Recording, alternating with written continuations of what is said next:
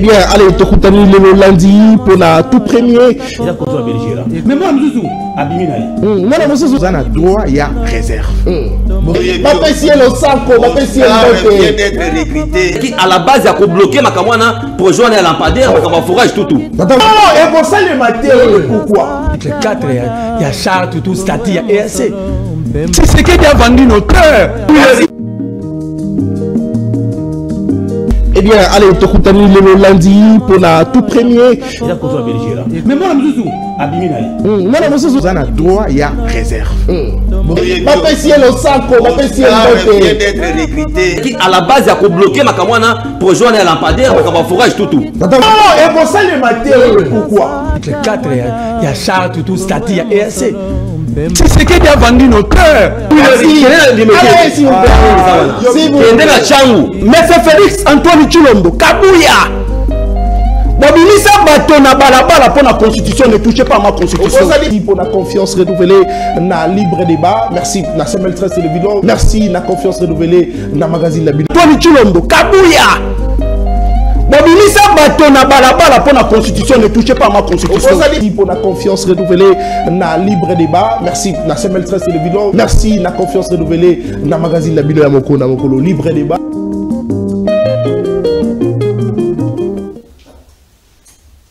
Vendredi 10 janvier 2025, Kongomani Mbotenayo Peboy Malamuna, libre débat, Manakarabino, Obumesana Kolanda, tout le jour, du lundi à samedi, Auto Toyambakabongo, Bakongomani, Bazalaka, prêt pour décrypter l'actualité politique na Mbokarabiso Congo, le lot Aline Sengo Yakoyambelabino, Dissous Bakongomani, comme d'habitude, comme toujours, pour la Koye, Bakosolo Nama Matani Bongo, sujet d'actualité, Kongomani Esseigné, place aux alliés, Oye Baete, Mboka, Constant Moutamba a annoncé que tout acteur politique de la société civile, journaliste religieux, qui relayera les activités de l'armée rwandaise et ses supplétifs du M23 subira désormais la rigueur de la loi.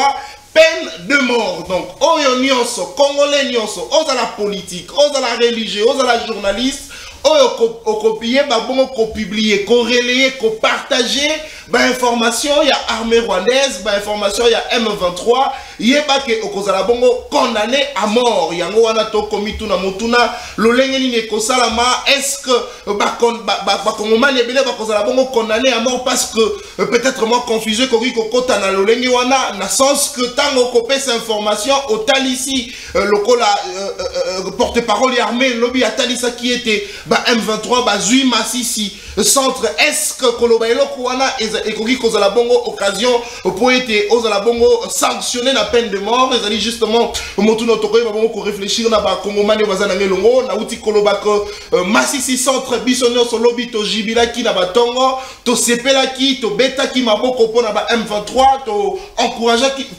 to beta ki maboko je voulais dire pour na ba FRDC to encourager ki bongo armée ya mboka na biso na mosala malamu o basala ya ko récupérer Massissi centre mais à la grande surprise lobby n'a pas pourquoi porte-parole il y a FRDC, Monamboka Silva et King et Talisi Bongo était bien que armée à Zouaki Massissi centre, armée congolaise, mais M23 récupérer Ango Lissoussou dans les après-midi, c'est pas moi qui l'ai dit. Et Zali Bongo porte-parole, il y a FRDC, Monamboka Silva et King et oh, la côté la bino extrait, Boé Banakolanda, Sikawa, allez, Motuna Zali justement à Koeba, l'Olengeni Tori Kosala Poete Tobundisa, M23 parce que tout constaté que Baga déterminé, il y a Koeba Bongo Kozwa, territoire, village, cité, Nakati Mboka na biso Congo, l'olengeni itori kosala, est-ce qu'il faudrait justement attaquer le Rwanda parce que yende moto a soutenir Bango, est-ce qu'il faudrait attaquer le Rwanda, ceux qui t'ont attaqué Rwanda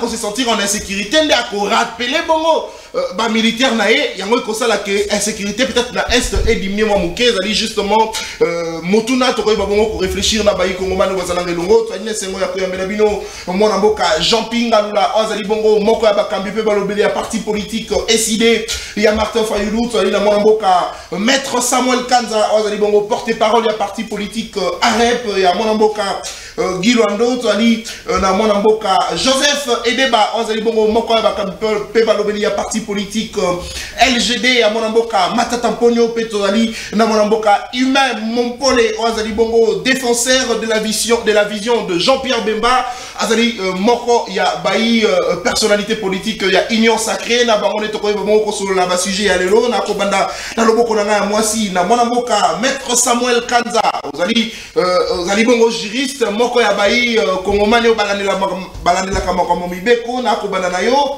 Lélo, peine de mort, Toko constaté, Monamboka, Constant Moutamba, distribué en haut, Nabaï, Kongomani, Nyonso, est-ce que Ezali Bongo, Lolenge, Madame Mouyakoe, Babongo, Tombo, la justice, Yambo Kanabiso?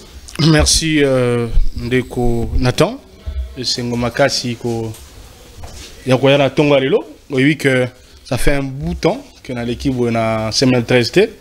Alors, ça serait aussi une aubaine pour que Congolais n'y sur place à Zali, a vraiment contenu l'actualité au PSI.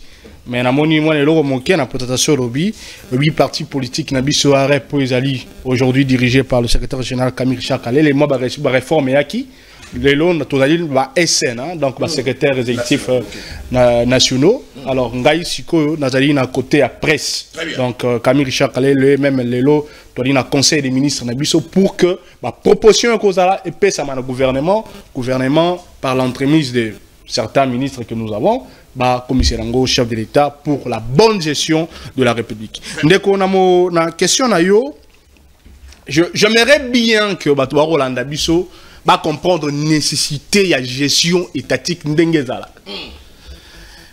Batoba attaqué Montamba, oui. Batoba lobi que Montamba n'a pas compris la réalité d'une peine entre guillemets, n'a pas confirmé.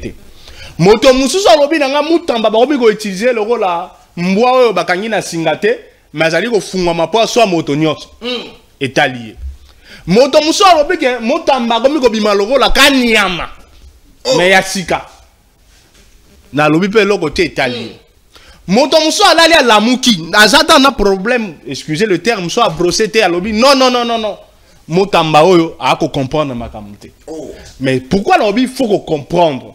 Parce que tu as une situation oyo et c'est ngaka comme ma front. Je pense que la deuxième question, c'est là où je vais vraiment parler comme un doctorant.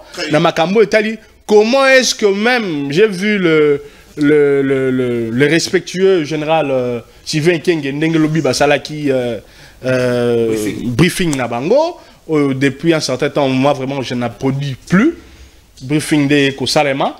Je demande encore, je réitère le vœu que M. Mouyaya, quant aux stratégies de communication, aujourd'hui le briefing pour moi ne tient plus. Pour moi comme un citoyen congolais lambda, exactement coloration politique T. Pour moi, je dis que briefing ne tient plus. Il faut une autre stratégie. Oui. Et pourquoi? Parce que il y a certaines... Non. Là, il y a une différence, une nette différence quand on parle de l'information et de la communication. Très bien. Quand on parle de l'information, on fait la lecture, la présentation de faits. Le fait qui peuvent être juste, infondés, d'après les sources. Les sources qui sont originaux, les sources qui sont détail, on a comme le roi journaliste, on a comme enseigné. Mais côté communication, on cherche les effets produits. Na lobby et loco on est produit effet. Ce que total il a des membrements on a autre que ça il y a des termes, il y a des concepts au moins que monsieur Mutamba na briefing de banda qui est qui banda ko produire beta to boyi angote mais si ko yo komi ko kendera na ko pesa ba information net lobby na tongo. Biso tout la Guinée Sengodon au Tchugolo Bango. Ah, Massissi Centre.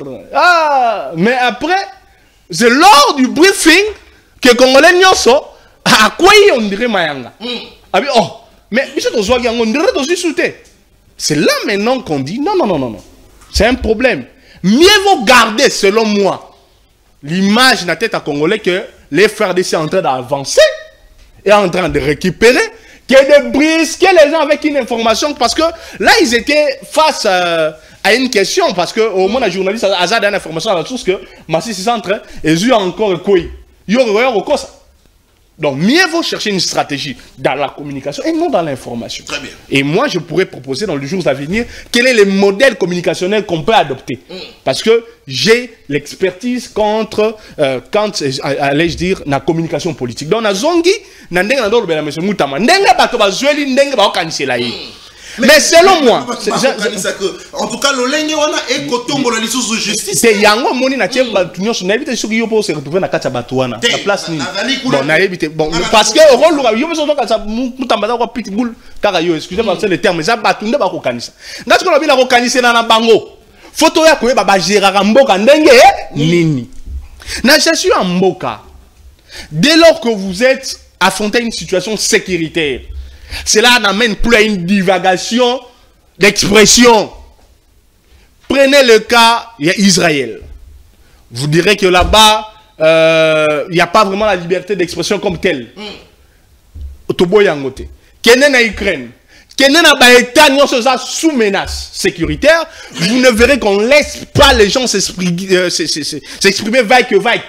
On donne une ligne. Voilà pourquoi aujourd'hui, j'admets ce qu'on appelle front médiatique, front économique, front, pour en fait aller dans une finalité. Les alliés pour résoudre le problème de l'insécurité. Nous, Moutounion se fait participer de manière objective dans la lutte. Comment? Quand il interpelle journaliste, il interpelle tel, il interpelle... Hier, j'ai vu les gens relayer les formations liées au point de presse ou conférence de presse, il y a M. Paul Kagame. J'ai vu ça dans les tweets, je me refuse de citer les noms de certains de vos journalistes. J'ai vu Bazo relayer Yango. Vous relayez ça pourquoi? Très bien. Est-ce que c'est pour autant il faudrait condamner Bango à mort? Voilà, justement, je viens maintenant dans le contenu de la peine. En une minute. Dans le contenu de la peine, il faut savoir que la peine de mort ne s'applique pas à tous les faits. Les années toujours saluer un faux bruit. Dans la situation est, et puis on veut indexer la peine de mort. Non. Quand il est dit,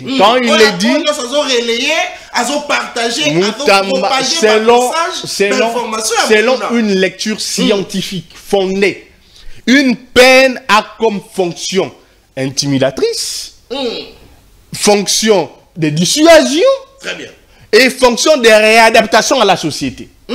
Donc dès lors qu'il y a à peine de mort, c'est une manière de vous dire attention. Très bien. Attention, parce que tu peux être journaliste, mais dans le fait produit, si au coin il y a une infraction liée na makambo etali peine de mort, tu seras condamné. Mais si on connaît na makambo la peine de mort, sur quelle base? Maître Samuel Kanza, Azali Bongo, Mokoy Bakabi Balobé, la partie politique, arrête parler, la copie Samuel Bonamon Mboka, Joseph Edeba, LGD, on a eu en même temps d'antenne, Constant Moutambalolenga Kokumbe la justice, est-ce que est satisfaire parce que Tokanisaki Kazalaki, l'homme de la situation de Tolobaka, pour la Koye Babongo Kotombola, justice Yambo Kanabiso parce que Balobaka que cela, justice qui élève la nation, mais le Lokomonae, Kolobela, à tout moment, Maïmatali Bongo peine de mort, est-ce que ça dit qu'il y a un objectif, il y a Koye Babongo Kobani ça, le Kolamona Moka Maître Samuel Kanza Lobi, Kobani ça. Bah, oh, il y a une idée pour propager bon information. Il y a Baï M23 na armée rwandaise. Maintenant, Dominique de Boko na Mutuna na yo, na uti kolanda de kolanga Samuel na lobi makambo mo mingi awa. Mais yemona banda propos na ngai na zoko transmettre na ba condoléances à ma famille ba ko perdre ba mota na bango na est. À transmettre le vœu le meilleur pour l'année 2025 dans l'espoir que Kimia et Gozonga Oteya Mabota Mabiso et Nzamba Kosali Saete Bakonzo Bako Kambate Basa Nini Baïbana Kokende. Oyebi Ndekolangai Nazalaki un peu estomaqué dans la menace de la peine de mort au ministre de la Justice à Kosala. Premièrement sur le banditisme urbain, deuxièmement sur les religieux, les journalistes, le pasteur et tout citoyen, et ça pour un rôle lié à dissuader Batou, il y a la propagation, de dénonciation, il y a la STT. Moi j'ai été un peu touché parce que la réalité est que ceux qui ont ça dans par exemple, il y a non. Ceux qui ont relayé information en rapport avec progression et ennemi, au Congo Tabolo. Très bien. Peine de mort, ma sécurité. La prison suffit pour dissuader quelqu'un de ne pas commettre les erreurs et les bévues. Très bien. Et voilà pourquoi, M. Dolobi, que moi, la Constant Moutamba, on est dans le populisme.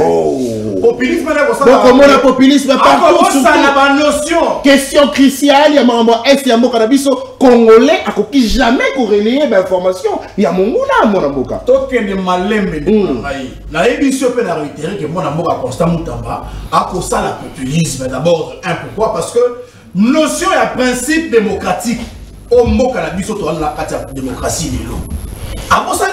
Que nous avons la liberté d'expression. C'est garanti par la Constitution. Donc, Moutamba conduit le pays comme bon lui semble. Il faut se référer aux textes et aux lois qui existent. La justice. Deuxièmement, justice est un problème. Les premiers citoyens d'ailleurs, les magistrats suprêmes, mon amour Félix Antoine Tshisekedi, a lobby que justice n'a la ligne et elle est malade. Est-ce que tu guéris déjà justice na biso parce que ma condamnation oh ya kosala ke batwa ke ba boma bango et pour le canard puis la justice au roi. Est-ce que nous avons déjà trouvé les issues oh ya pour permettre que justice soit laissé moi. Bon sont mis à justice na biso et si elles ont mis déjà parce que il faut qu'on rappelle là ba Congomani que au moni état généraux il y a justice sur en 2015 dans la recommandation na Monyoso. Kino lelo et tiamana la recyclate.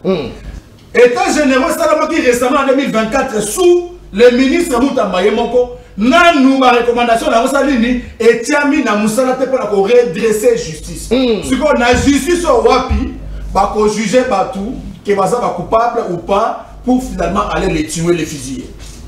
C'est ça la cacophonie. Donc on se plaint d'une part de quelque chose qui ne marche pas bien et en même temps, on est soi-même celui qui vient violer encore une fois les règles, notamment la liberté de l'expression. Le ministre ne peut pas empêcher les gens de s'exprimer, de dénoncer. Vous avez vu que dans l'Est de la République démocratique du Congo, notre peuple est à la dénonciation, par exemple, il y a ennemi, progression, infiltration, des fois. Tant qu'on empêche qu'on le battre sous peine, il y a un moment.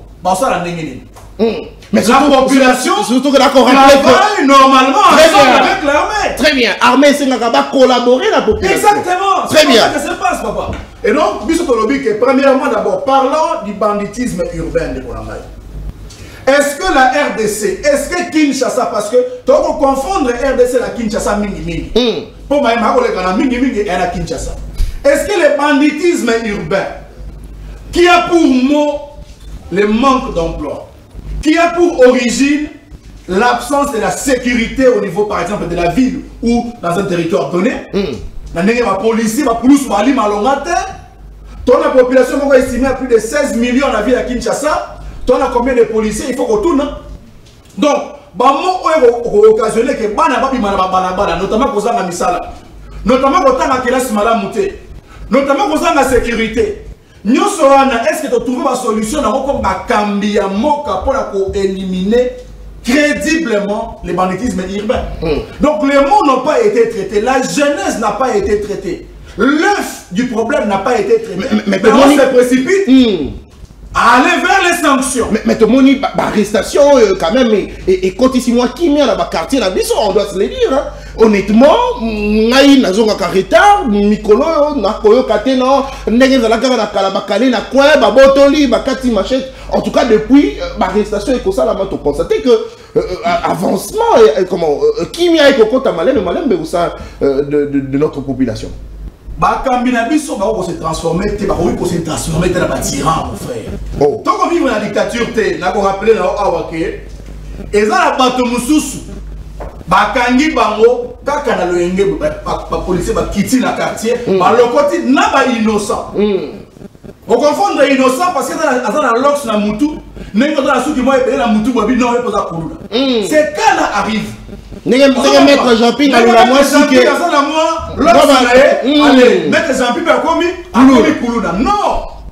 Les arrestations ne doivent pas se faire sur base de sentiments et de sensations.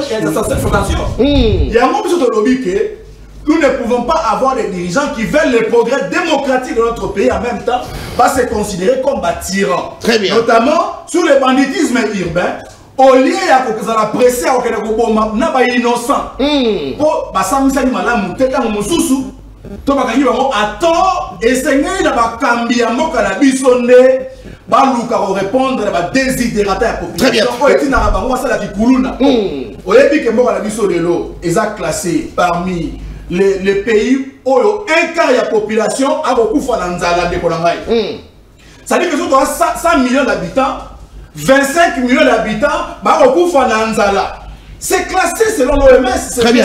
Merci. En outre, il faut qu'on rappelle que l'autorité de la BISO, par exemple, étant que dans la démocratie, il y a qu'empêcher la liberté d'expression. Na mayematali bitumba ndeko nangai Samuel atangi Ukraine atangi Israël atangi mboka mususu ni Russie mais ba mboka na nyonso wa pays démocratique te ba la démocratie te ndeko ba la démocratie te mais justement pendant la guerre mais mon mboka pendant la guerre il faudrait une communication la communication est aussi une branche dans l'armée ou dans la guerre qui importe le plus. On a favoriser une communication. Très bien. Mais cependant, on ne peut pas venir avec l'intimidation ou le fait qu'on puisse empêcher les gens de parler de la guerre. Très bien, merci. On doit quand même canaliser, moi je suis d'accord avec ce qui vient d'être dit, qu'on doit canaliser la communication de manière à ce que tout encourager ma FRDC Nabiso, mais aussi tout appuyer la communication pour ça que merci. Et non, il y a quoi intimider partout parce que voilà. Risquer peine de mort. Très bien, merci beaucoup mon amboka. Joseph Edeba, LGD, allez, religieux, politique, en tout cas depuis l'arrestation et que ça, on constaté que avancement, qui vient avec de notre population. Bakambinabiso va se transformer, se transformer dans un tyran, mon frère. Tant qu'on vit dans la dictature, on a rappelé là Awake, et ça la bateau mususu, bakangi bango, kaka na loyenge, ba policier ba quitter la quartier, ba le côté n'a pas innocent. On confond les innocents parce que dans la lox na mutu, même dans la soupe moi et la mutu bobi non mais pas kuluna. C'est quand là arrive. Maître Jean-Pierre Alula moi si que allez Maître Jean-Pierre a commis non. Les arrestations ne doivent pas se faire sur base des sentiments et sensation il y a un moment de lobby que nous ne pouvons pas avoir des dirigeants qui veulent le progrès démocratique de notre pays en même temps tyrans. Très bien. Notamment sur le banditisme urbain. Au lieu de la presser à innocent, pour basamisa malamu teta mususu, to bakangi bango attend et seigneur na bakambi ya mboka na biso nde baluka ko répondre na ba désirata ya population. Ko etina bango sala kikuluna.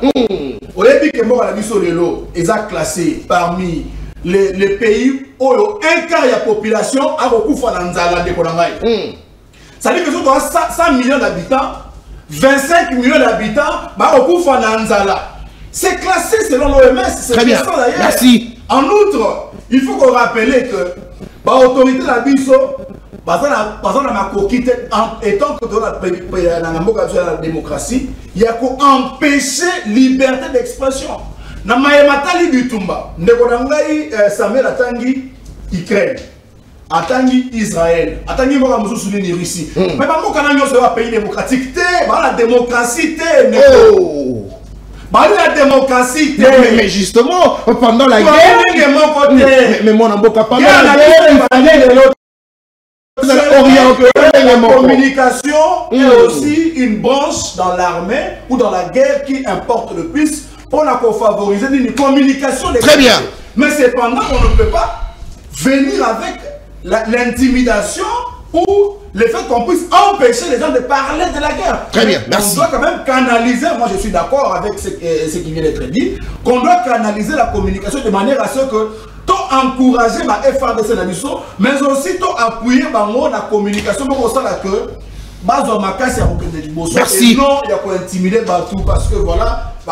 risquer peine de mort. Très bien. Très bien, merci beaucoup, mon amboka. Joseph Eneba, LGD, allez, religieux, politique.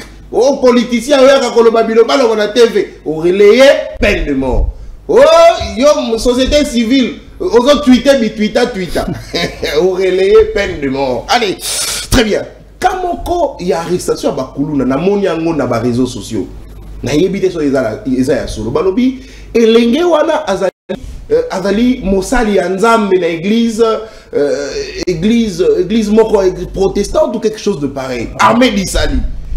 Bako partager ba photo wana elenge wana akobeta ba biloko na bango ba beta ka wana pona koyemba biloko ba choriste ba yemba ka na ba armée d'Isali lokola ndenge za la kana ba na bandeko na biso kimbangiste ba nini na bango ba beta ka wana elenge wana pa beta ka eloko wana balobi ba kutie na nzela ba lokoti ba kena e ba tinde kana makasisi bango moko ba koloba na ebite soki réellement ezali ya solo mais soki ezali ya solo ndeko mutamba ezali bongo regrettable. Parce que a un tatouage, parce que bon qui est en culotte, parce que un lox, parce que bon na lipapa, parce que ça lengue, parce que il faut te rappeler na ba ville na commune biso to fanda notamment biso bay auto fanda na mokali na changu. Soko fandi ka bo surtout ki balobi bazoka nga ba jeune ngo basalini. Eza interdit cause la jeune, eza lisumu cause la jeune. Azoka nga bajen bakangi na loyenge bamemi bango et à mort. Est-ce que c'est de cette manière que tu retombes la justice dans mon cannabis? Allez, mon amboka humain bopole ozalina maloba même ton antenne Constant Mutamba, est-ce que c'est l'homme de la situation na lolenge makambo kotambola? Peine de mort c'est ci, peine de mort c'est là, peine de mort ici, peine de mort là-bas. Est-ce que ezali no lenge ya malamu ya koyeba bongo kotombo la justice na makambo oye akosala surtout na ko rappeler que yo pe wali moko ya bayi ya union sacrée. Ndeko, merci na malbo pesingai. En fait na ngana lo baboye ndenge na oki ba makamza ko lobama par rapport à dossier oyo il faut tout maintenant ko contextualiser les camps. Très bien. Toyeba, c'est quoi l'opportunité? Au moni, ba atrocité les cas par rapport à la guerre à Est. Na évité ce qui bande vous allez là combien de morts où ils ont occasionné par la guerre. Il faut tout le remède. Remède de peine de mort. Remède, papa. Des peines de nous mort. devons trouver des solutions. Omoni bandeko ba omonongo kwa blague ofandi na yo ozwi nini compte na yo ozosala apologie ya ennemi oza kokumisa au profit de l'ennemi. Voilà, bazui déjà boyé. D'ici là ils auront tel territoire. Mais pourquoi? Est-ce que bandeko ba osala makambo wana? La question doit se poser. Est-ce que baza ko trouver ba dividende na ba opération ba osala wana? Il y a des questions où toujours mituna biso ba imboka. Ça fait trop mal. Aux hommes on a un Congolais mais intérieurement rwandais. Oh. Je vous dis. Et je crois que mboka na biso eza mibeko. Eza mibeko, il y a des lois. Il y aura des, on va préciser. C'est pas qu'il y a là la mouki effectivement ministre de la justice a commis au Kanga, un journaliste, société civile, un religieux, non. Il y aura des précisions. Parce que ça fait de trop. Ça fait de trop. Parce que il faut tolinga mboka oyo Congo. Ce n'est pas parce que ce n'est pas parce que vous avez l'opposition. De l'obité pouvoir nabino.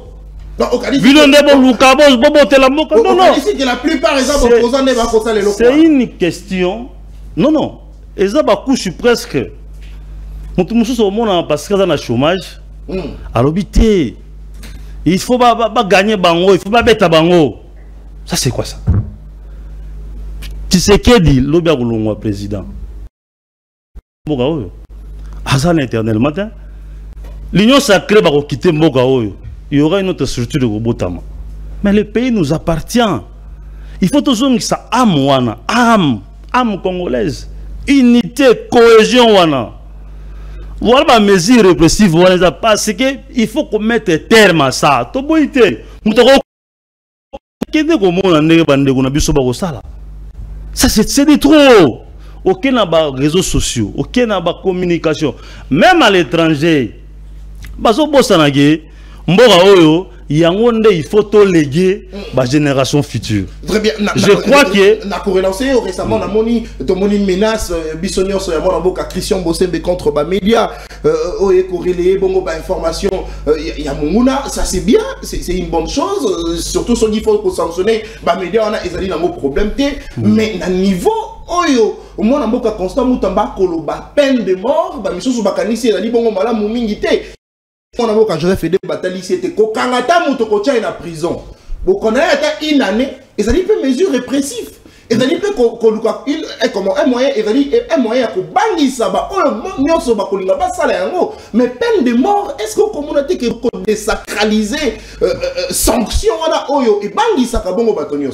Non, c'est une façon de mettre terme. Il y a oyo nyonso ba divagation nyonso ba communication salima en désordre mon ndeko na ngai. Omoni mboka oyo c'est le seul pays oyo moni ke mabe salima. Mais mutu parce que aza na kati ya pouvoir te. Yé pona yé omoni vous vous rappelez encore avec l'histoire il y a Salomon je crois bien dans la Bible. Oh, bande koé la moi je crois bien. Maman na lobagani. Alors que non, c'est comme le Congo. C'est comme le Congo. Ce n'est pas parce qu'on est politicien, on est de la société civile, on doit brûler la maison. Non. Il faut, moi je demanderai à la ministre que ba étudier ba mesure wana. Minutieusement. Très bien. Parce qu'il y a toujours des conséquences. Et puis, quota là, surtout les contextes, surtout l'opportunité, ça doit être précis pour éviter de tomber dans le dérapage. Merci. Très bien. Allez, on public, on direct dans CML13 télévision, libre débat émission Nabino, plus 743 82 00 52 974. Après deuxième tour de parole, vous va bon réagir. On a numéro affiché au bas de l'écran. Constant Moutamba, Mamiso Soubalobi, avec distributeur de peine de mort. Est-ce que mon amboka Jean-Pierre Ngaloula, Kokanisa, Lolenge Abongo, mon amboka Motenayo Poboyi, Madame na CML même temps d'antenne, 7 minutes pour la lecture de Fenayo, na matali bongo pas sanction, Nicolo ya bateau, nyonso, surtout pas opposant. Vous félicitez le chef de l'État pour la mosala oyo armée kosala. Yami balé, pour encourager à armée te na mosala ou à kosala. Au-delà des opposants, ils ont n'a pas politicien en sultan. Ngaïte na lobby yango, tata mo continuer à lobby. Mon amboka Jean-Pierre Ngaloula, sanction, peine de mort contre l'Union soit corrélé, propos, message, information à Bangouna. Est-ce que ezali une manière ya empêcher l'Union soit pas rejoindre Kamunguna en quelque sorte? Nayo mwana mboka natangeleka ya mbotika ningai natombela le président Eli Martin Fayulu Madidi Mbote Sikazali le commandant du peuple le sako ya yangoana na PCP Longo Mbote na secrétaire général Nabiso de Voskitoko et ntoma le président Eli a pesaki ngai malobanati na ete soki na koleka na etando ike et sengeli na pesa message omi balé ko permettre ngai soko kolongola nga monite attend la deuxième prise à parole Kambote. Très bien. Le président Eli Martin Fayulu alobaki na ngai na ebisa bama pinga nyonso ya mboka na biso ke azali na sima na bango pe azotia bango maboko azoko encourager bazali na soutien total na ye azoko encourager bango na kosala manso boko kosala na tina ete bazongisa nkita na ekolo bazongisa mboka na biso ndenge ezali. Et puis le président Martin alobi mikolo koya na liboso boko mona ba action ya kosunga bino na tina ete kotia bino maboko na mosala boko sala pamba te armée, défense, auto bengi sécurité amboka couleur politique itende konangai. Wana message à liboso yami balé le président Eli Martin Fayulu aibisaki na ngai na bisa ba jeune. Alobi bomi tungisate na 2028 azozwa yenda na botambusi na ekolo akosilisa makambo nyonso. Tala batoyo na simakola kisa incompétence notoire, la médiocrité, la voyocratie administrative, la barbarie au sommet de l'État. Batoyo tala sikamaka bakomi gosala mais d'œuvre oyo bakoluka na bamboka mususu batia na ba plantation et bongisa banzela et ça la sécurité na ekolo et pas na biso to zui lokola bénéfice kotinda bango na liwa. Mais d'œuvre oyo mondela tieli yango deve loterie. Bakende belé pour bakende ko sala na ba plantation bakombola banzela mboka za la ngebu awa epai na biso nde bango tozo ko memana liwa parce que to komi alande na lobi na yo ndeko na ngai okoki kobela malaria okoki kobela malaria 3 plus c'était au kamata qui s'y a fièvre mais là il s'attendre kobika la cause de mer que ndeko Chilombo azana misala ko pesa bango te tango balete tango bako sala te tango bazangelo ko sala akoli atangi asisa ko sala eloko te akokoma nani atangi asisa ko sala eloko te akokoma nani biso na biso ko tokoma ba winneriste ba ngengiste biso to tirali na biso ba parifootiste ba pémiste biso nyonso soki aliete na pémi aliete na ngengi ko sala nini. Alors ce qui l'État pesier mosala ba créer ba emploi bato wana bakozala na mosala wana te ndeko na ngai wana okata na monito oza egoya na sima toki na makambo tali ndeko na biso Tungunga Mutamba.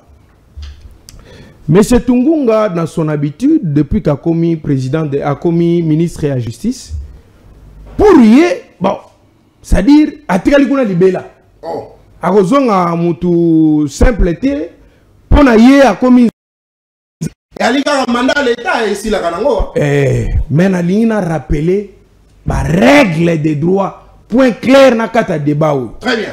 Na yambo Kongomania Simba ete ndeko Constant Mutamba azali na défaut de qualité ya koloba makambo ya koloba wana. Oh, azali quand même ministre de la justice. Il a ce qu'on appelle les défauts de qualité. Nous soulevons l'exception des défauts de qualité à charge de Tungunga. Monsieur Tungunga Mutamba Constant. Pourquoi totanga makomi biso zali be esclave à mobeko ndeko nanga. Lisons l'article 149 de la Constitution. Balobibo. Le pouvoir judiciaire est indépendant du pouvoir législatif. Monsieur Mutamba azali membre du pouvoir exécutif. Azali membre du pouvoir judiciaire. Abimisara ba sentence na ba jugement. Défaut de qualité na soutenir yango na article. Yami bale. Lisons l'article 151.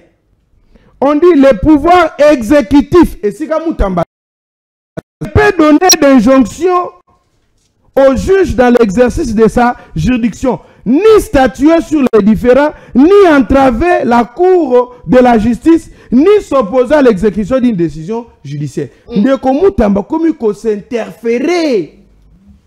Nano bakangi motote, nano basambisite, yesi apesi condamnation moto wana kozwa. Alors que lui ne peut pas le faire. Donc Constant Mutamba azali na défaut de qualité à sa charge. Ya koyebisa biso makambo wana. Surtout que il risque d'être poursuivi qu'azali ko influencer les décisions judiciaires. Il profite de sa position comme ministre de la Justice pour influencer ma décision judiciaire. Quand il descend dans un procès, avant de descendre, il dit on va condamner à mort. Et il descend dans un procès, il influence par sa présence. Et quand va condamner Moutou, na premier degré, il a annoncé que yo bazo ke ndoko mbikayo. Alors que cette personne bénéficie de voies de recours ordinaires et extraordinaires. Beaucoup condamné en matière pénale sur le banc, je dis, j'interjette l'appel contre cette décision. Alors, la décision rendue sur place devient nulle. Mais Constant Moutamba dit, na bagodi mbikayo. Il a défaut de qualité. C'est très dangereux. On évolue. Na koloba na Constant Moutamba eloko moko. Alors bi moto ya komeka koloba makambo ya ko relayer ba information ya ba rebelle. Déjà vous discutez pour rien. Quel est ces médias congolais ou ces relayer ba rebelle? Na yebi ata mokote. Tovandi boende tinga nazal. Écoutez, la défense et la sécurité et ça en opposition à la majorité. Vous me voyez moi lieutenant na kati ya commandement ya Martin Fayulu na tellement wana banda ko sala apologie à rebelle. Pas soit territoire na biso, je ne le ferai jamais. Aucun média n'a fait ça. Mais lorsque bato bazo kolobela yango, c'est pour attirer l'attention, interpeller que Mokonzia Soutuka la muka. Asala mosala. Pourquoi on nous dit que la population doit collaborer avec l'État, avec les militaires en place? En donnant les informations. Très bien. Mais maintenant, il y a Zobo et Yango. Et puis en dehors de ça, ce qui réellement mobe kwane zali ya solo. Mais motoko kangali boso si amona nitende konanga. Bino bokindara milei ponani. Mais kasite zelana natangelo kombone moto fala Moutamba kanga déjà très rapidement général Sylvain et Kenge. Oh. Kasi mutali boso pe a relayer information rebelle. Oh, ndeko nangai. Mais bino boso makambo ndengeli. Donc, pour aller colobater M23 Zuma 600. Mais à relayer, c'est ça, relayer, non? Le général a relayé. Donc, mon général, on va le fusiller. Donc, mon Moutamba, voilà les désordres. Moutambi balé à Kokanga, Ezali Nani. Mouyaya. Oh! Kokanga Mouyaya na français na mike, on a dit. Kokanga ye, Kodiembika paye. Nous soutenons ça, mais Baba Nanon Batolboso, général Sylvain. Pour ça, tu vas quitter.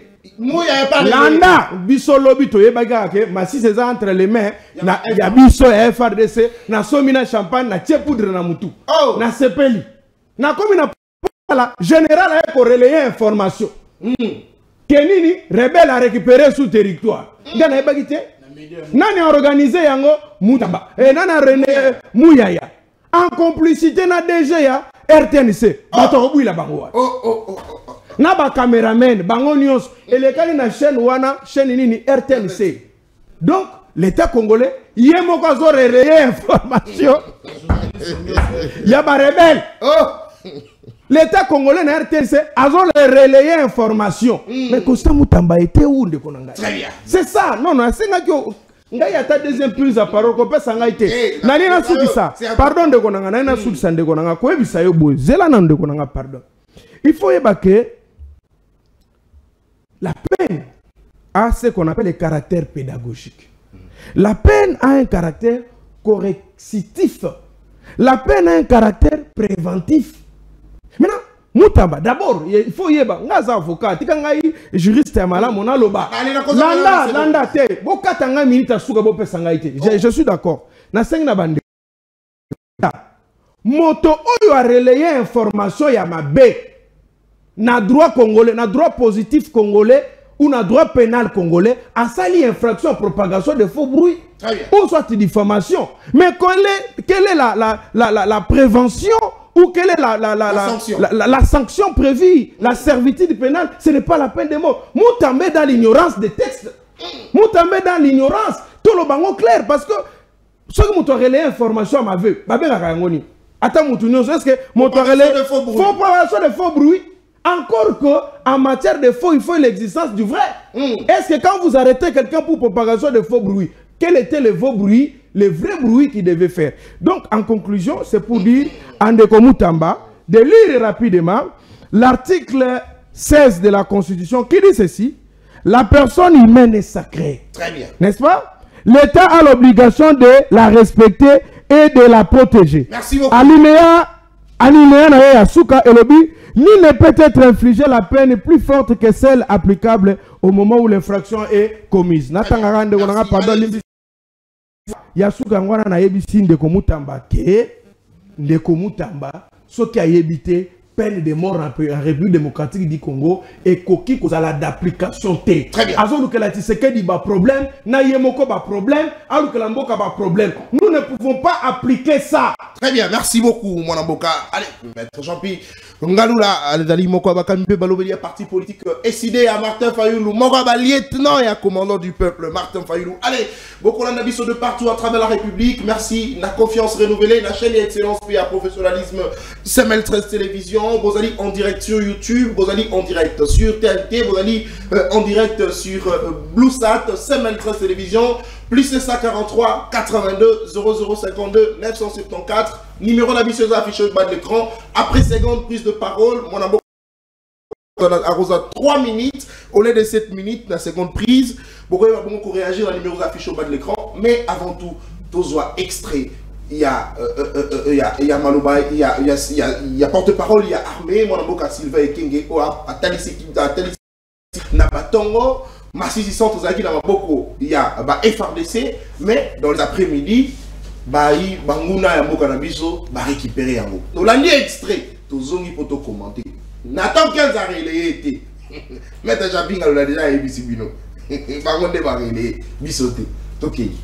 Les forces loyalistes, comme je l'ai dit au cours de la réunion qu'on a eu avec les journalistes ce matin, ont récupéré la cité de Massissi hier.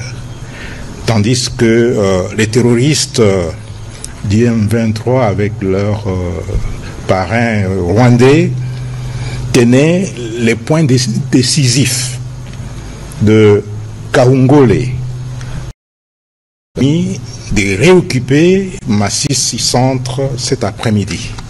Mais les combats continuent. Toutefois, comme je l'ai dit, les combats continuent et les forces loyalistes se sont déterminées une fois pour toutes, libérer cette partie en dépit des renforts des terroristes qui continuent de venir et surtout des renforts de l'armée régulière rwandaise qui continue à fuir sur notre territoire. Très bien, merci beaucoup de retour sur ce plateau. Mon Mboka, maître Samuel Kanza, Tolani Bissonioso, Malouba, il y a Général Sylvain Kenge Watalissi, que Massissi Centre n'a pas beaucoup de Banguna, tout ça la nini. Tolembi ba information on a que bazui koto bazui tout ça là nini déclaration de guerre tonini concrètement surtout que le commandement armé va lui changer tata mon côté la chef d'état-major général Yassika tout ça là nini mon amour tant nayoki ndeko nabiso ngalula na mettre j'ai aimé le casting hein c'est bien le casting et mon temps dans Hollande na tie les positions na taki po peu kota mais écoute refoulé yango na zone mombo oh abimisi babilo ko moko boye yé moko lobi bien mais na babilo ko musu il se retrouve dedans oh il se retrouve il se pas dans relais mais oui na ke mona ndenga relais na zone na ba point abandaki na attaque régime ba voyoucratie régime tel. Bon, monsieur a tellement ma casse, la médiocrité et tant d'autres. Mais na kanika oyo lobaki voyoucratie. Je vois téléphone na yo. Quand tu Google dictionnaire voyoucratie. Ce qui toke na définitif na onde bimeri voyou, gamin de la rue, malfrat, homme mal aussi. Bato wana na ti homme gamin de la rue batala reso ko talika attitude na yebo. Ene ti yo peto na tali yo ka biso bimbi ya bako kanga pe kuna. Oh, yo monde ko nata. Bonani. Morphologie te. O do so to kata tsuku ko ba kuna. Excusez-moi na lobi za yo te. Na pesi su ko exemple ya ndeko. Kuna existe ka tende ko. Ba forme na bango yemani papa. Très bien. Tozi na ti ndeko na biso ngalula. Ye moko tanga lobi abengi badinga voyou. Ça bien peut-être qu'il se retrouve dans lobi te ka za bongo. Mais total là ndeko na biso na cheve na ye. Oh. Cheve ka cheve. Na bila lingala ko isa. Beta plan cheve wala. Benna pena cheve. Na go senga na ndeko faulu ndeko sala mosala malamu. Oh bato ba yebi moi j'étais un moment très proche de Fayoulou. Na sengi kubutu na ngai senga ta la circoncision ndeko na biso ndenge wale sa ko sala. Ah, si on considère un voilà, à Katayana nous suit. Pourtant, on va finir à Balinga voyou, bah, au moins, il faut casser pas na yépé. Oh! Très bien. Naké, si vous voulez, Natiki, pour mon naké, il y a des choses que tu tu jettes aux gens, peut-être que tu te retrouves dedans. Mais tant qu'on a mais t'as la coiffure, non? C'est clair et net. Très bien, on avance. Vous n'avez pas de problème. Voilà, voilà. Il y a des styles, un bon politique, il faut taper style. Ah, pour exemple, il y a le fingi baninga. Ngatana qui peut être baninga fingi, mais na zongi kawana. Toye siko na biloko yo abimisi. Na sepeni na ba point de vue na ye. Oyo tokutani ba place moko. Au moment lobby peine de mort, batali bon sauf ko beta bon peine de mort ça banani. La général Sylvain Ekenge. Pourquoi? Parce que la stratégie qui a été mise en place, j'applaudis monsieur Mouya, vous savez que moi cet avis est vraiment personnel. Ce n'est même pas parti non, c'est personnel. J'estime que la stratégie a briefing les lots vu ndenge de tamboli et produit qui fait les bandits tango ki moyibi ezalaki tango boyena boyezalaki c'était ezalaki bien mais les lots yo stratégie ko simba parce que net boyemu ya lobby motonga ça ça la relais bon qu'est-ce le relais ça dit nini est-ce que relais ça dit tango yo zui ba kangi ba localité exemple Kaele il y a moins des relais.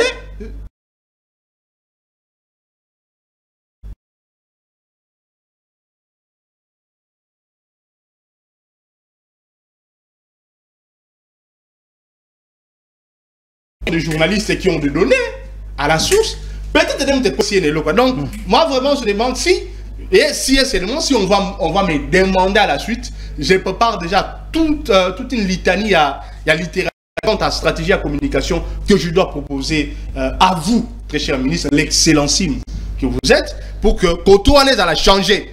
Mais dans ma cambo, c'est l'État congolais a l'obligation. Là, je vous dis, je rentre dans ma peau de scientifique. L'État congolais doit travailler sur ce qu'on appelle la puissance. La puissance, c'est ça, nini. Ce qui est même une étude géopolitique. Oh, les définitifs clairs dans la géopolitique, on voit la vision. Quelle est la vision politique que vous avez? Qui va se rétorquer sur la géographie? Expansion na bino. Ndeba doit relier dans une géographie, il y a Nord Kivu. Si on peut amener la puissance ou l'idée géopolitique de Rose à la côté, comment on peut continuer à maintenir l'équilibre? Mais l'autre côté, la Bissomoro, l'État congolais, à une certaine mesure, on se laisse dans l'impasse. On se laisse dans du n'importe quoi. Parce qu'aujourd'hui, on est obligé Kagame. J'ai mis des questions sur le même hier, on a un briefing. Voilà. On m'a dit, briefing, parce que si la ministre n'a pas de problème. Tout le ministre, il y a diplomatie, excellence, ministre des Affaires étrangères. Qui pour que Rwanda n'a pas un embargo d'armes. Parce que Biso Photo a la capacité à faire agir. C'est ça la puissance. Très bien.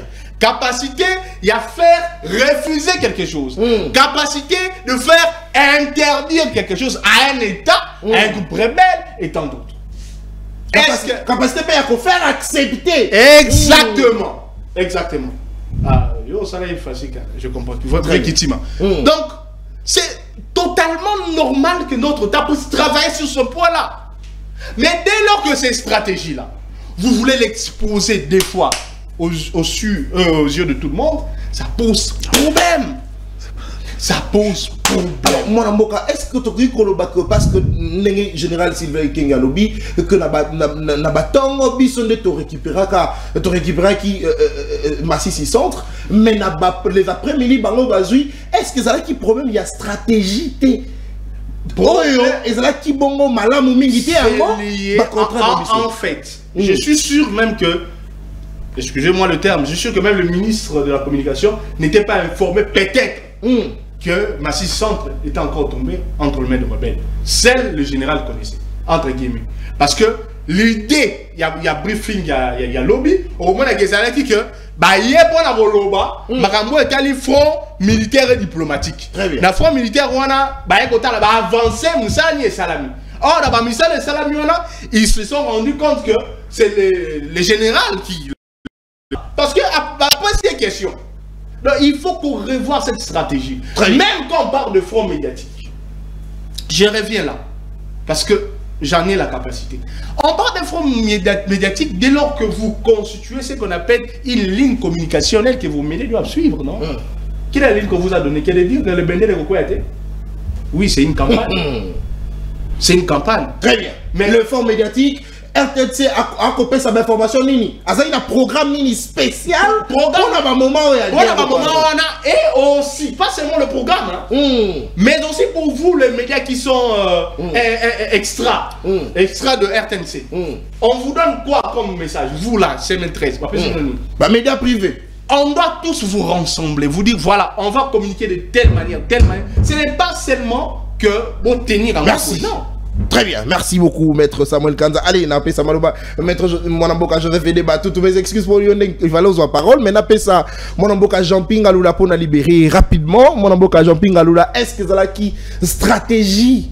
Il y a qui bongo malamu mingité, il y a FRDC na biso yango et ça en sorte que si on prend na biso ba attaquer puis va récupérer parce que yo moro lobby to jibila ki to mela ki ba champagne to beta ki maboko to sepeli. D'ailleurs lobby a en émission et ça qui ba félicitations et belé pour na ba FRDC na biso. Mais lorsque tu apprends une nouvelle voilà et inquiété, est-ce que ça qui stratégie il y a qui mise en place et ça qui bongo malamu mingité yango banguna ba surprendre biso.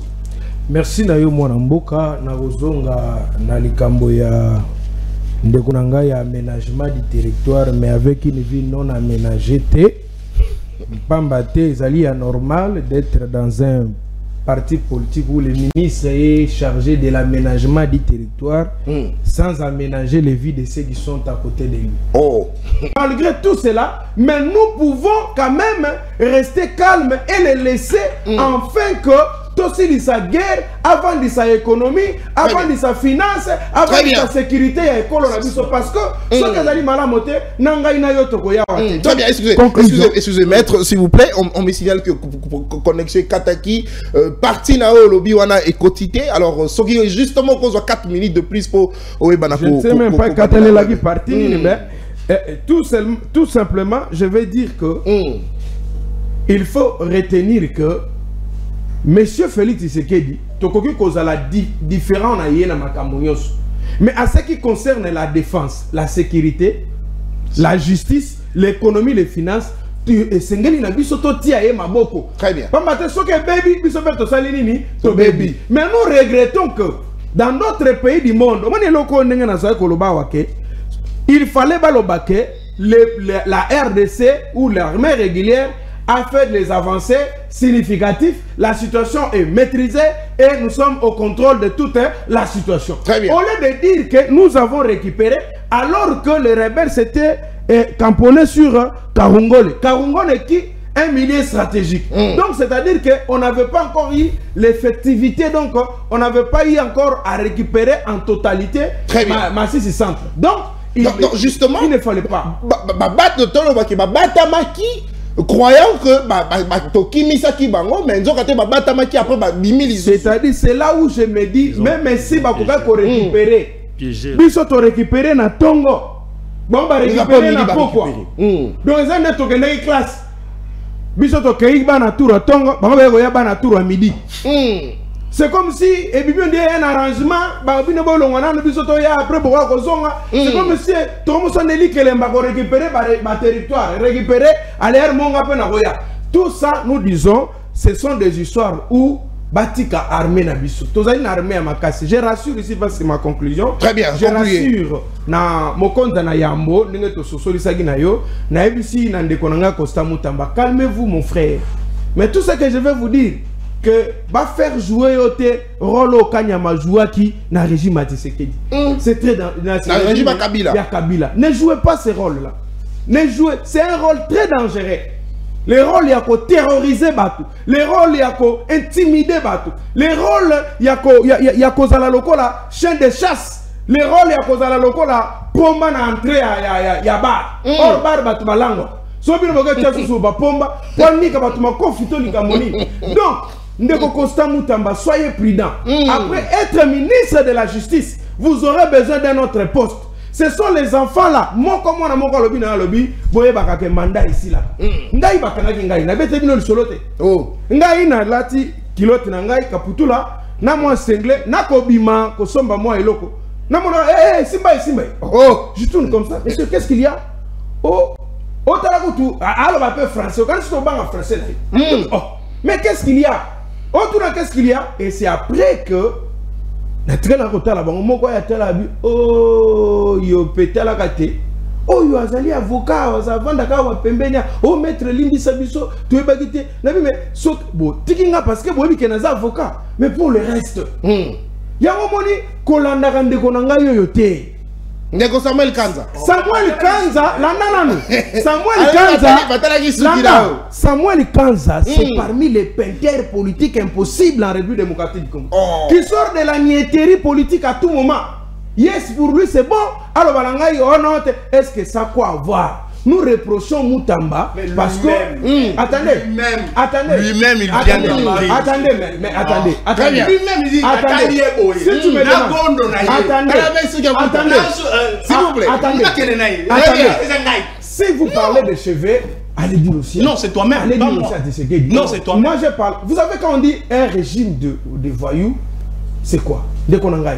Lorsque vous êtes une excellence, on doit trouver en vous l'excellentisme. Mais lorsqu'on trouve en vous, vous n'avez pas l'excellentisme. Vous volez, vous êtes un voyou. Vous êtes un ministre, vous commettez des erreurs. Tu es voyou. Lorsque nous constatons administration tâtonnante, on va vous appeler quoi? C'est la jungle au sommet de l'État. Qu'est-ce que vous voulez? Lorsque nous trouvons quelqu'un qui s'appelle honorable et à l'intérieur, en le regardant dans ses actes, on ne trouve pas l'honorabilité. Un député national derrière un ministre. Comme un ministre. Et vous voulez que nous puissions dire à quelqu'un comme ça que vous êtes vraiment un honorable. Nous retirons la qualité d'honorable, nous retirons la qualité de l'excellence et on vous appelle monsieur, tu es voyou. Très bien, merci beaucoup. Et je te dis, quand tu es voyou? Non, allez, il n'est pas voyou, retiré. Il est voyou pour il soutient les gens qui n'ont pas la qualité de l'excellence. Il ne l'est pas retiré. S'il vous plaît. C'est un voyou. Non, je vous permets pas. Cet échange business, je ne permets pas. Lui-même, s'il vous plaît. Quand c'est un voyou, non, je ne permets pas. Je ne permets pas. Retirez. Non, allez, s'il vous plaît. Retirez. Quand ça voyou, retirez, mon amour. Bon, je retire, mais l'idée reste. Non, idée, retirez. Non, idée, on est à la tête. Non, vous savez, j'ai toujours dit à Kanza, même en privé, aussi longtemps que vous avez l'autorité morale qui est chargée de l'aménagement et qui n'aménage rien sauf sa vie et à Tikibino, donc en tout cas, supporter. Merci, allez, très bien, merci beaucoup, mon avocat. Très bien, merci beaucoup, mon avocat. Allez, Issakaz, il faut nous rassurer que tout marche bien pour poursuivre la prise de parole pour inviter Moussoussou rapidement. Vous allez en direct, Bokolanda Bisso, le plus 743 82 00 52 974. Après 2 interventions, Bokoye va bon réagir. Le numéro est affiché au bas de l'écran. On a rappelé que Tokolobela Bongo, Namaï Matali Bongo, situation Yamboka Congo, situation sécuritaire dans Nango, maître Jean-Pierre Ngaloula l'a libéré rapidement pour Ali Namwa urgence. Merci d'être passé, mon amboka Jean-Pierre Ngaloula, le lieutenant de Martin Fayoulou, commandant du peuple. Allez, j'étais en train de dire que Toko Beta Bongo Masolo, na Maïmatali Bongo, situation sécuritaire na Mboka Congo, na Est ya Mboka République démocratique du Congo, Dobandaki Bongo Kolobela, Maïmatali Bongo, décision prise par Mboka Constant Moutamba, ministre de la Justice, au alobi et Motonio, soit corrélé, information, communication à Mongona, à cause de la Bongo condamné à mort. Yosa politique, ou ali membre société civile, ou ali religieux, politique en soutane, Negetata Mokoja Benga Kabino, ceux qui vont relayer, condamné à mort. Allez, Mboka na kopesa maloba na mwana mboka humain mopole après na silisa na mwana mboka Joseph Edeba mwana mboka humain mopole ozali na maloba même temps d'antenne. Merci ndeko pour la maloba mais na moni c'est là na relancé yo Général Sylvain Ekenge porte-parole armée atanisi ete to bandaki komene toko gagner monguna na batongo to chebi ou to sepeli mais après un moment monguna zongi. Problème est concrètement wapi. Ok, ndeko nako répondre. Au pesa normalement 1 minute alingaki na pesa ndeko vice-gouverneur ya ville ya Kinshasa monsieur excellence Edi Mbote Place Azali na otu komona le mercredi 8 a tout ça le lancement ya travaux ya ba travaux ya Prince Kasavubu aveni Kasavubu vers Zando outi na boulevard et comité et bimati na nini donc tout ça ko féliciter peut ko encourager na musala ko sala l'homme de terrain Edi Yeli. Très bien. Zonga si kona sujet. To zongi pona sujet ndeko to ti koloba yango awa. Na moni bandeko ba côté un peu na ba excès ya ndeko to kozala malheureusement zate. Soki ndeko général après ça qui information c'est parce qu'il en a la qualité. Très bien. C'est ça. Na droit biso to za ba juriste c'était. Mais la science est universelle, non? Les compétences sont d'attribution. C'est normal, dans le plein droit, il y a coupé ces informations. Même ceux qui les abritent, il devait dire ça. Pour éviter aussi que il y avait des confusions. Vous comprenez? C'est que tous par rapport à la situation, tout ce que nous avons dit, il faut c'est pour tout le pays, c'est pour tout le monde. Et ça pour la bisognon, na bande ko opposition, au bako kanalo ibazo pouvoir. Il faut to sangana pour l'intérêt à mboka. To sangana pour l'intérêt Martin Fayulu a fait dialogue, a sengaki cohésion nationale, bino bobo yaki. Non, ndeko wana Martin Fayulu aza penza na makanisima malamu mingi te. Oh, makanisine malamu mingi te. Azaki na posa, aza na posa ndeba pesa ye moi eteni ya kibokonzi. Soko landeli plan de sortie na yo wana. Yo posa na cohésion nationale, c'est que pour des questions de sécurité, il ne peut pas avoir ces clivages. C'est là où moi je suis. Ndeko. Dossier Yamboka na biso ya guerre, c'est un dossier très complexe. Le Rwanda Zomona wala, Bananga, ba FC, tous les groupes armés, baza mercenaires. Bakona bango, c'est l'Occident. Qui ne sait pas que c'est l'Occident moutou, azako armé bango. Tant que le bawa, non, il fallait tout se réunir, tout déclarer guerre, non. Non. Tout déclarer guerre. On n'en est pas encore là. Il y a à peine ici, c'est 2 semaines, un commandant de bataillon a traversé, n'a plus de 100 et quelques militaires. Vous avez une information là de à traverser oh papa, traîtrise mais infiltration au niveau armé. Je vous dis c'est très compliqué. Voilà pourquoi pour la solution, pour la préconiser, il faudrait le casting. Il y a un animateur, il y a armé. Le ministre honoraire, il y a défense, Jean-Pierre Bemba Gombo. Tout le monde qui est le terrain. S'il vous plaît, Ndeko. Comment on a na terrain. Comme ça, la nini. Pour nous motiver, pour nous coordonner, pour nous contrôler. C'est ça le problème. Sous Jean-Pierre Bemba, nous avons cité le cola. Non, non. Il y avait du sérieux. Mais à récupérer Bounagana.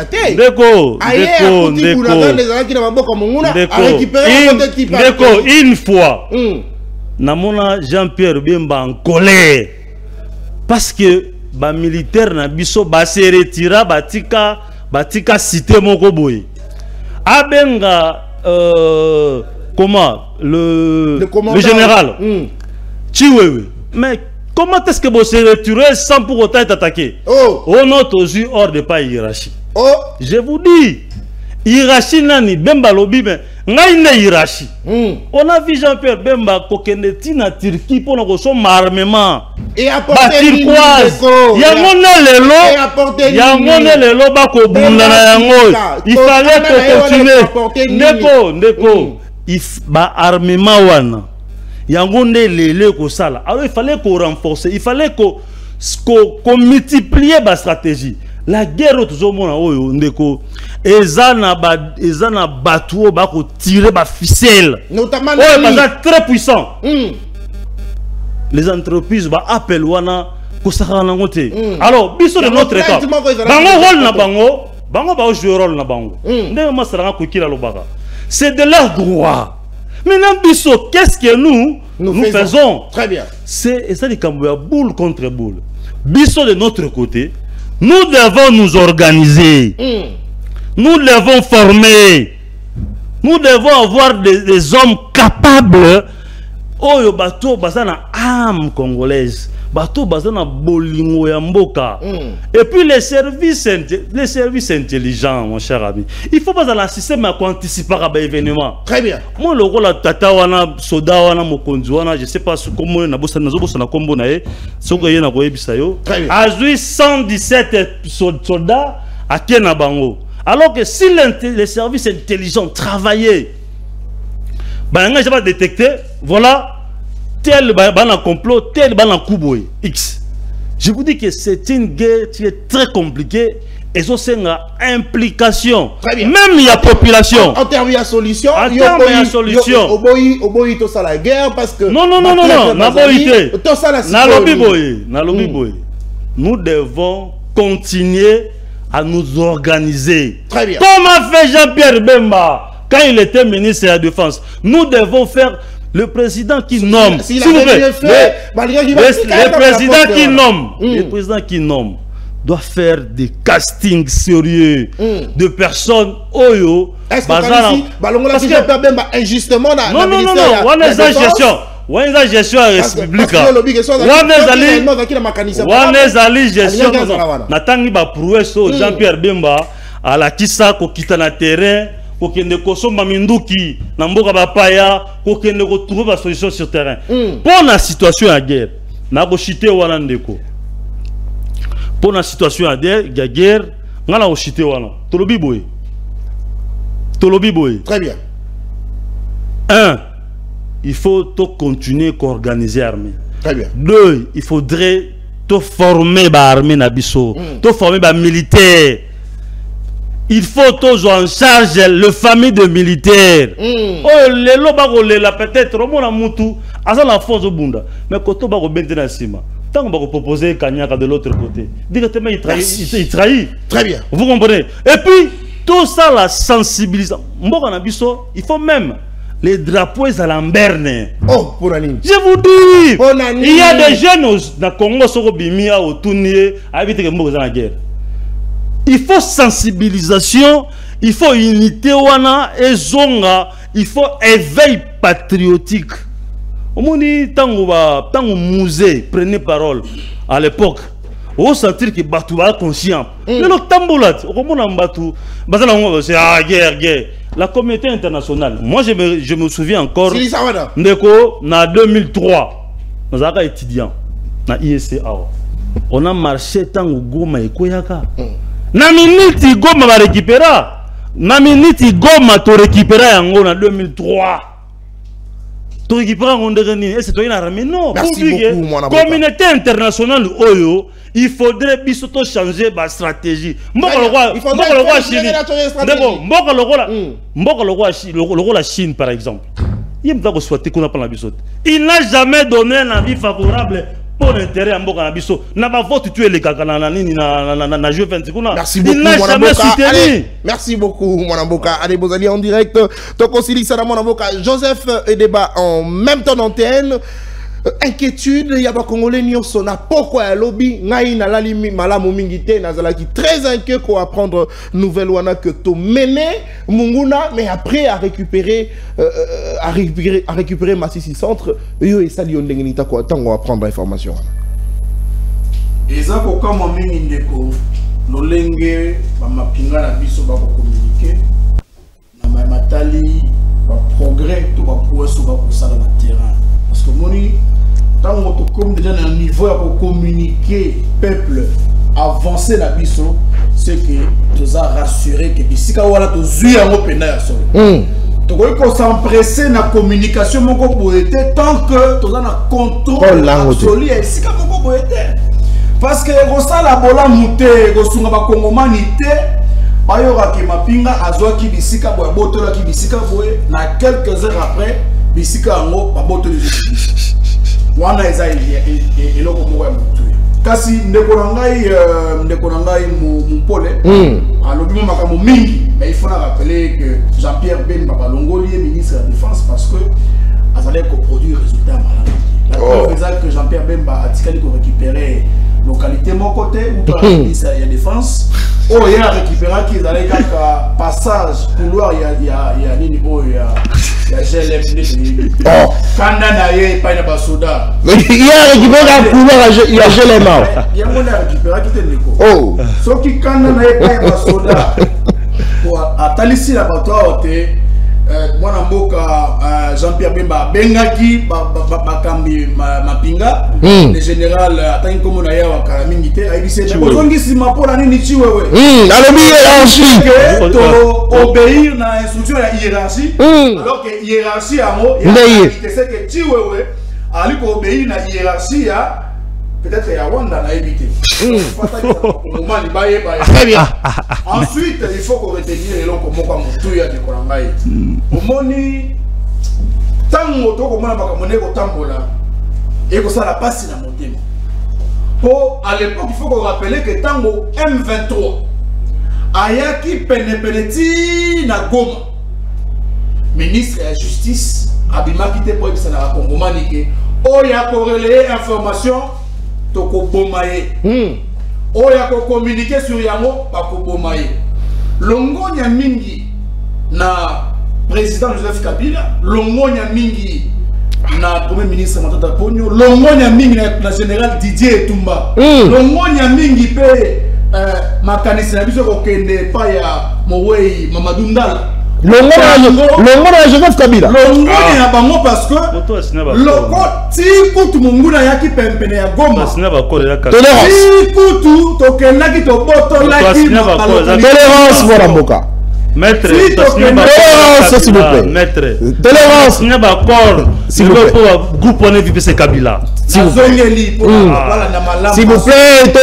to ya yepe anatona Longona pe mbote mingi na mwana mboka Joseph Kabila Zali longonya mingi pe mote pa na mwana mboka Kabila mtasinya ba accord isika Zali longonya na général Didier Etumba longonya na mapinga na biso nyonso à l'époque pe makanisi na biso ekei epa ya mwana mboka Mowei Mamadou Ndala parce que bato wana basala ki ete Congo et recouvrir paix bato wana basala ki ete FRDC na biso eboto la banguna na biso territoire kino la kobenga na bango bisika bautaki zanga ete basenga na ministre de la justice asenga na bakongomani ba relier ça veut dire empêcher ba congolais ba réfléchir to ba communiquer te ba dénoncer te ba lobate ndenge monguna akokoto c'est-à-dire que lelo makamoto komona à l'époque mona ki a monté le monde est lisusu na lolengi to sala kete FRDC na biso ayebaki na convaincre ba ennemi sans que ba konzi na biso ça la tapage lolengi to kosala lelo communication de la qui coordonnée et puis to longa ki banguna na 2013 sans pour ça la batapage ko to ko na etamleke awa ensuite ndeko na ngai oyebi ndeko Samuel alobia alogaki ndeko Jean-Pi to ko kendeke ndeko Jean-Pierre ko ressemble na bakuluna parce que soki na yaki malamu te na éviter soki na mokolo eza na mobeko moko oyo fixa style ya soki ya kokata na éviter ndeko na ngai pour ça que tali ministre de la justice ye moko soki na eza na lolenge moko boya soki yebera motu mobimba biso la partie ye va pera pa motu mobimba est-ce que vous la kuluna là okata kovo toko za l'intellectuel et ça okata pink très bien Mais il faut préciser que les styles de cheveux, les styles d'habillement n'a rien à voir avec le banditisme urbain. Tant la mécanisme va police va okangela ngo batonner yango wana. Yango tolobi que ça injuste. Et ko iko salama na mboka na bisoté. Mokonzi ya mboka alakaki mwana mboka Félix Antoine Tshisekedi. Uto tozalaki na campagne électorale. Alaki bato, alaki banzenga bilenge 6 400 000 emplois.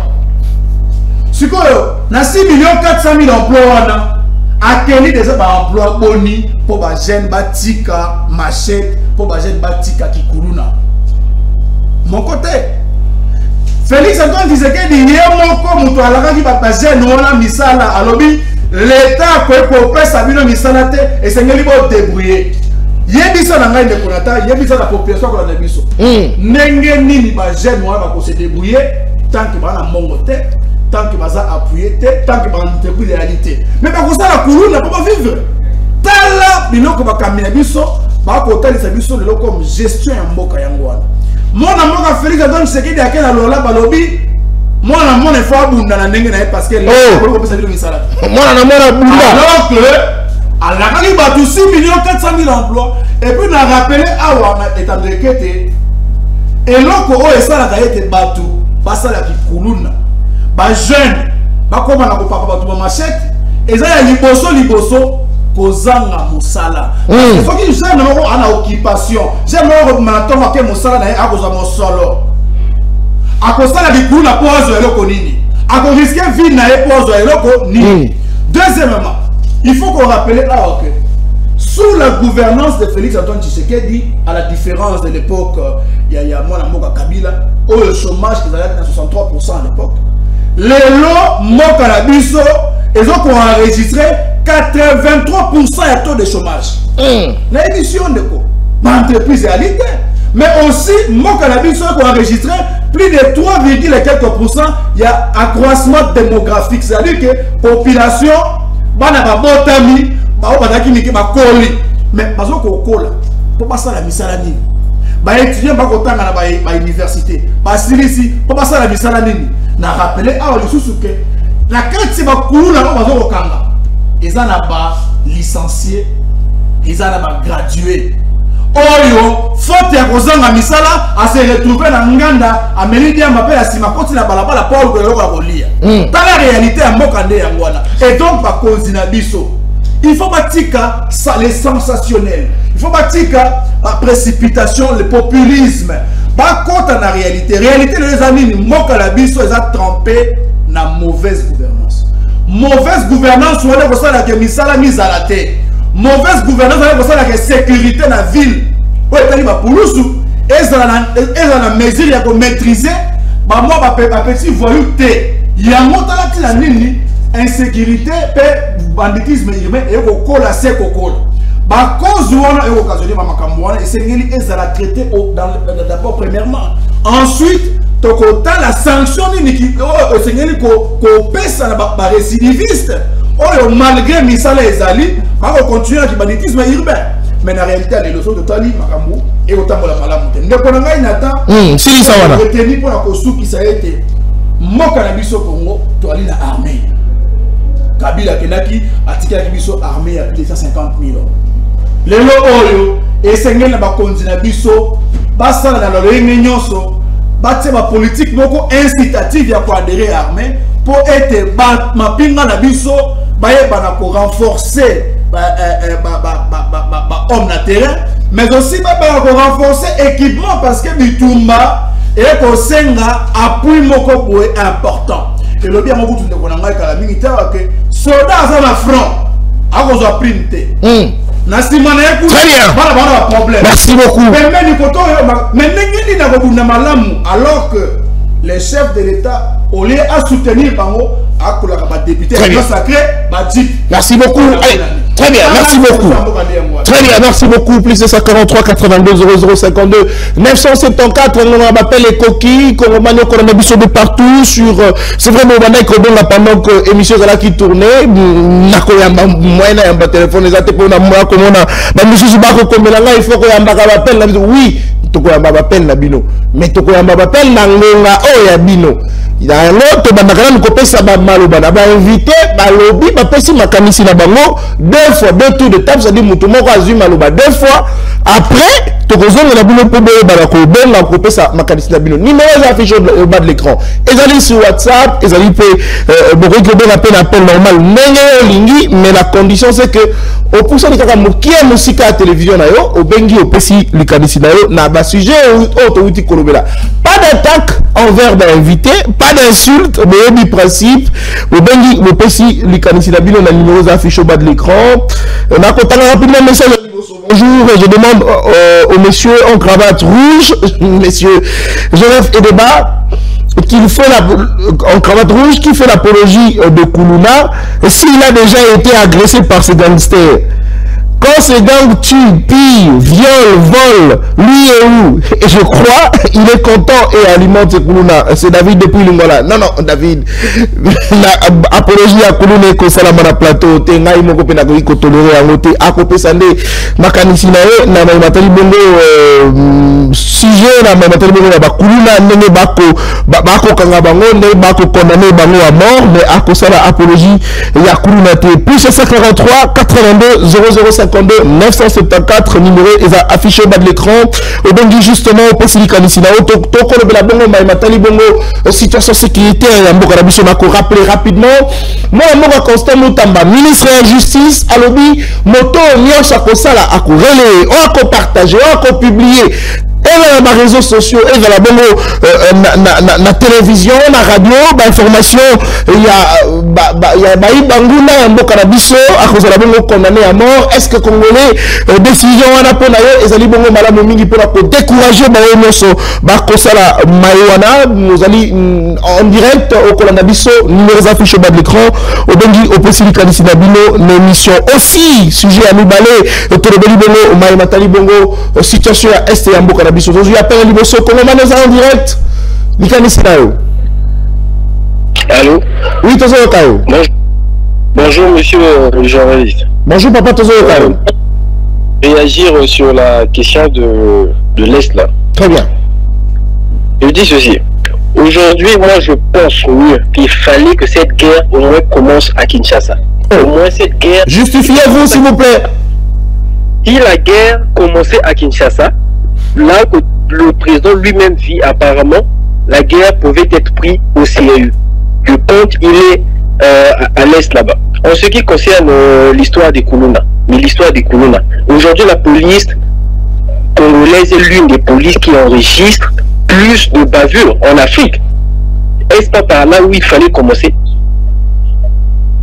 Et la ressource, aujourd'hui quand on parle des jeunes, c'est toute une ressource d'un pays, mais vous les tuez. C'est pas normal. En tout cas, merci. Très bien, merci beaucoup. Moka. Allez, plus 43 82 0052 974, numéro affiché au bas de l'écran, au Bengi au Pessi, Likani Silao. Mon Mboka, c'est vrai, à Pessi, Kombote, et puis place à Bengelité, mais à Kanisi était. Ceux qui guerre et Bandaki na Kinshasa, tu les gens qui au sérieux, mais tellement il va à Est, à constater que tu au sérieux. Plus 43 82 0052 974, au Bengi au Pessi, Likani Silao. Nous sommes justement désolés que Bolandi Bisso en direct sur YouTube parce que connexion et Kataki vous allez justement la tente beaucoup la Bisso numéros affichés au bas de l'écran au Bengi au Pessi Likanisi Nabino na émission justement après les diffusions en direct il y a émission to ko bango kologé il y a sur YouTube pour être Bolanda pe dans la copie Koyoka justement d'analyse il y a ba invité la Bisso là qui laisse la ko Nabino ba Kongomani au ba kinanga elongo mo mboka Jean-Pinga la auto libéré rapidement parce que ça qui la urgence mon mboka Samuel Kanza, maître Samuel Kanza, Moko Bakambi Balobili à parti politique Arrêt pour mon avocat Joseph Edeba, Moko Bakambi Balobili à parti politique LGD, mon avocat Inam Opolé, défenseur, il y a Vision Jean-Pierre Bemba, Vision Jean-Pierre Mbezanini, toi l'embouteillage, Vision Jean-Pierre Mbezanini, transport réalité. Et monsieur Sili, Tokutani Bongo lobby samedi pour la Koyo Bongo Kosubisa, Manakanabino, il y a semaine, il y a libre débat. Mais dans l'entretemps, Botika Labongo, amoureux et excellence, paix à professionnalisme, Samuel 13 Télévision, chaîne Nabino, mais pas appel et cocotte, allez, c'est vrai, appel et cocotte, oui, mais tu as pratiquement la souka émission Nabino.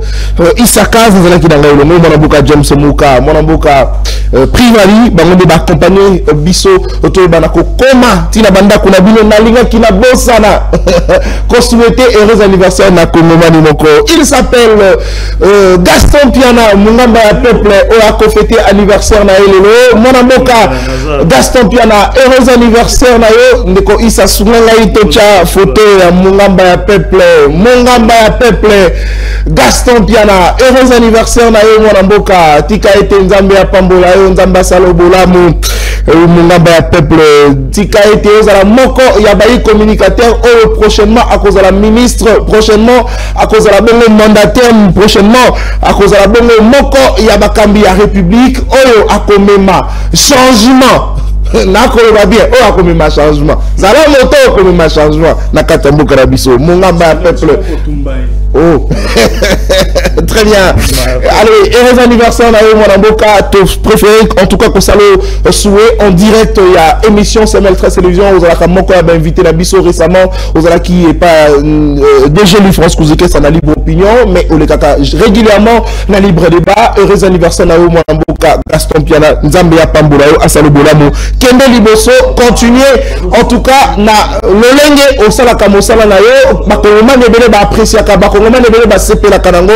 Continuez na Lirouana et Kozalabo et le Koyamalamu Migi. Heureux anniversaire, mon amboka Gaston Piana, Mungamba peuple. Émission est commis pratiquement la souka Tokutani Bongo lobby na 10h30 pour la Koyaba Bongo sur la sujet Otokoyaba Bongo Kozwa. Naba invité à Sika en direct, il y a libre débat.